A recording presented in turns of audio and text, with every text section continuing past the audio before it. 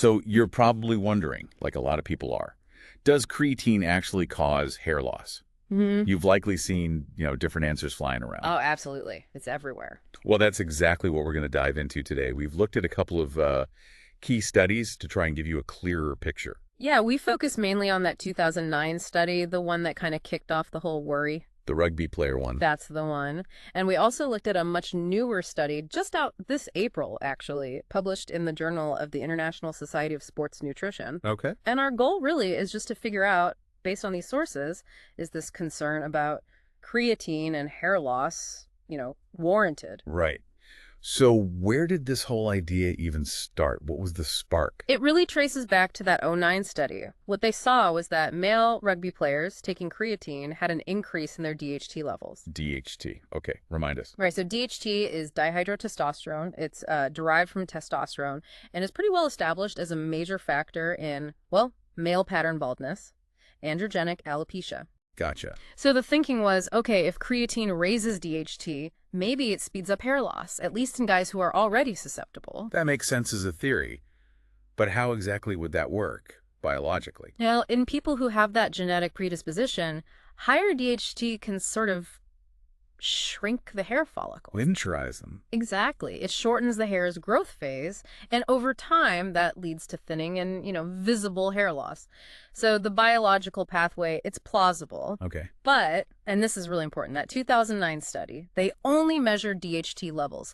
They didn't actually track whether the players were losing more hair. Ah, okay. So they didn't look at actual hair loss itself, just the hormone. Correct. Just the hormone marker. Understood. So fast forward. What did the more recent research find, the 2024 study? So this one, they tried to be more direct. They looked at both DHT levels and actual hair density. They did this over 12 weeks, comparing people taking creatine to a placebo group. And the result? Well, interestingly, no statistically significant difference. Really? Yeah. So the changes they saw in DHT levels or in, visible hair thickness, they weren't big enough to confidently say creatine was the cause. It was pretty similar between the groups. Huh.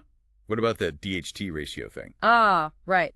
They did see a shift in the ratio of DHT to free testosterone, but it seems that was mostly because free testosterone levels went down a bit. Yeah. And crucially, that happened in both the creatine and the placebo groups. So it suggests creatine probably wasn't driving that change, and it's maybe less directly tied to the hair loss question anyway. Okay, wow. So on the face of it, that sounds pretty reassuring then. It does lean that way, yeah. But, like with any research, we got to look at the caveats. Always limitations. What are they here? Well, groups like the American Hair Loss Association have pointed out a few things. For one, the study only had 38 people.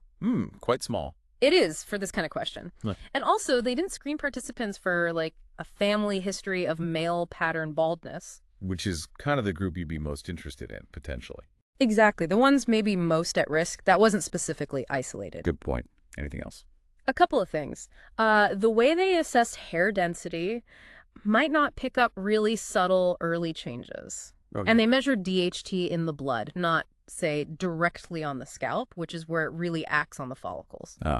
Local versus systemic levels. Right. And then there's a sort of background context some critics mention, like potential historical ties between the journal and the supplement industry, or author conflicts. Not saying it influenced this study, but it's, part of the landscape to be aware of. Understood. Context matters. So, pulling this together, what are the key takeaways for someone listening right now? I think the biggest one is that your own genetics probably play a really significant role here. If male pattern baldness runs in your family, you might be more sensitive to anything that shifts hormones, even slightly. So predisposition is key. Seems like it. Second, nearly all this research focuses on men. Because of different hormonal systems, we really can't just assume these findings apply to women. Right. Good clarification. And finally, that 12-week study duration. Is that long enough to see effects on hair cycles, which can be quite long? Maybe not for very long-term changes. Okay.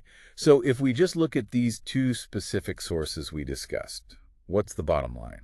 Based purely on this evidence we've reviewed, the claim that creatine causes hair loss in the general population, it's not really supported. But that initial idea, the biological possibility that it could affect DHT in people who are already susceptible, yeah, well, that remains kind of plausible, theoretically. It just hasn't been clearly confirmed or refuted by the science we have so far. Right. So for you listening, it sounds like the research we dove into suggests creatine is likely safe for most people, at least concerning hair health. Mm-hmm.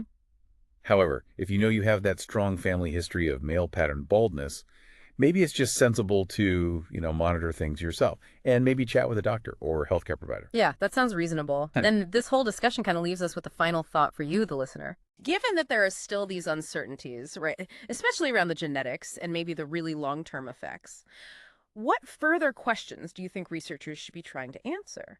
Particularly if hair loss is something that runs in your family, what would give you more clarity?